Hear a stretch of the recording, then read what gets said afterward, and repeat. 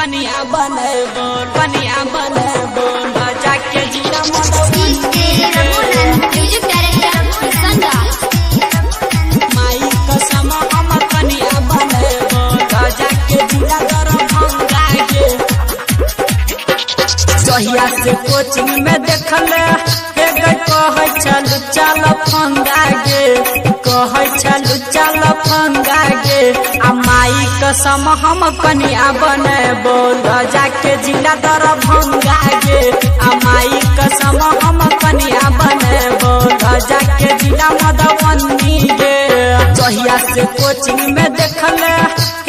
कहे चलू चल फंगा गे कहे चलू चल फंगा गे आ माई कसम हम कनिया बनेबो जाके जिला दरभंगा गे आ माई कसम हम कनिया बनेबो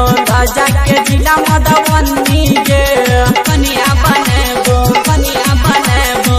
जाके जिला मधुबनी गे माई कसम हम कनिया बनेबो जाके जिला दरभंगा गे प्लैनेट म्यूजिक दरभंगा झुमका नथिया बाली हे गई न देबो ठोरंगा गे कि न देबो ठोरंगा गे आ तोरा लगे बोल न आ कि न सारी बढ़िया गे आ माई कसम हम कनिया बनेबो जाके जिला खगड़िया गे आ माई कसम हम कनिया बनेबो जाके जिला पूर्णिया गे जहिया से कोचिंग में देखले कहे चलू चल फंगा गे कहे चलू चल फंगा गे आ माई कसम हम कनिया बनेबो जाके जिला दरभंगा गे आ माई कसम हम कनिया बनेबो जाके जिला मधुबनी गे प्लैनेट म्यूजिक दरभंगा कनिया बनेबो जाके जिला मधुबनी गे माई कसम हम कनिया बनेबो जाके जिला दरभंगा गे जिला जवार में तोहर हे गई बड़ छगोर की चर्चा गे बड़ छगोर की चर्चा गे आ तोर पर हम करब खूबे खर्चा गे माई कसम हम कनिया बनेबो जाके जिला सहरसा गे माई कसम हम कनिया बनेबो जाके जिला सहरसा गे जहिया से कोचिंग में देखले कहे चलू चल फंगा गे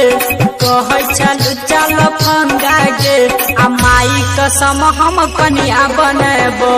जाके जिला दरभंगा गे आ माई कसम हम कनिया बनेबो जाके जिला मधुबनी गे प्लैनेट म्यूजिक दरभंगा कनिया बनेबो जाके जिला मधुबनी गे माई कसम हम कनिया बनेबो जाके जिला दरभंगा गे राइटर रंजित किशन हे गे कहे छो तोरा लाला मुनिया गे कहे छो तोरा लाला मुनिया गे आ बहल राम बिहारी देखे तो पूरा दुनिया गे आ रहमान जी आदब से मिलेबो बना ले तो दुल्हनिया गे आ डीजे वाला गाना बजे तो घूमे तो पूरा दुनिया गे जहिया से कोचिंग में देखले